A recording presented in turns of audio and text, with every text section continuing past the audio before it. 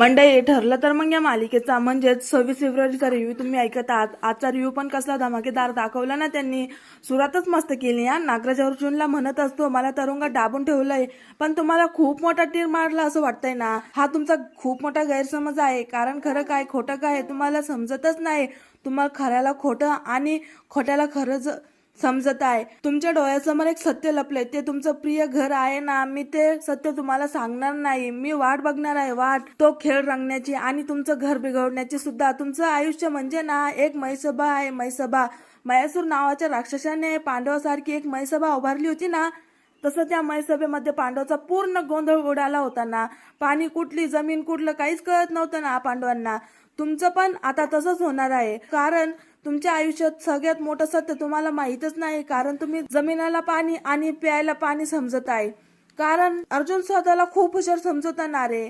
अगं तुझ्या आयुष्यातल्या ना या मस्त सभेतल्या माया जालातून बाहेर पडून दाखवायचं. मला चॅलेंज आहे तुला. माझ्या आयुष्याच्या कुटुंबाचे सत्य शोधण्यासाठी तुला माझ्या पायावर नाक घासावी लागेल अर्जुन. ते सत्य फक्त आणि फक्त मलाच माहित आहे. फक्त मलाच माहित आहे ते सत्य. कारण तुमच्या आयुष्याची सगळ्यात मोठी मैसभा करणारा मयासूर मीच आहे, मीच. तो अर्जुन नागराजाला उत्तर देतो, तुला कितीही सत्य लपवायचं आहे ना तर लपव नागराज. ते सत्य मी शोधूनच काढणार. सायली नागराजाला उत्तर देते, ते सत्य शोधण्यासाठी आम्हाला तुमची गरज लागेल नागराजाला. असं तुला वाटत असेल ना तर तो तुझा खूप मोठा गैरसमज आहे.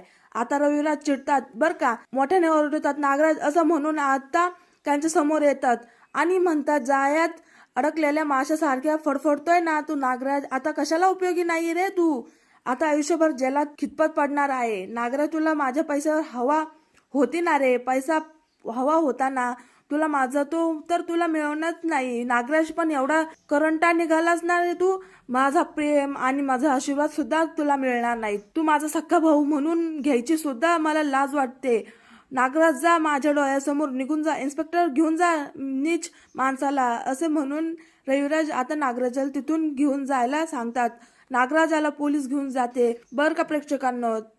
तिथं पण नागराज थोडस पुढे जातो आणि पुन्हा सगळ्यांकडे बघून त्यांना बोट दाखवतो. जणू काही तो धमकी देत हुल देतोय की बघा आता तुमचं कसं वाईट होते ते. बापरे प्रेक्षकांनो, मालिकेची स्टोरी पुढे काय असेल ना यात जबरदस्त इंटरेस्ट वाटतोय. म्हणजेच खूपच छान दाखवलं होतं ते. म्हणजे स्टेप बाय स्टेप त्यांनी ते सत्य पुढे आणले. आता प्रिया खोटी तन्वी आहे ना, हे सत्य पुढे यायला काहीच वेळ लागणार नाही. हा सीन त्यांनी खूप गाजवलाय प्रेक्षकांनो. Honestly heads off to all कलाकार.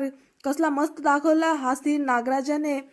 पण अतिशय उत्तम काम केले आहे प्रेक्षकांनो. पहिल्यापासूनच या सगळ्या खेळाचा मास्टर माइंड नागराजाचा आहे आणि सगळ्यात नागराजच होता आणि त्याला फायनली अर्जुनने पकडून दिलाय. मस्त काम केलंय.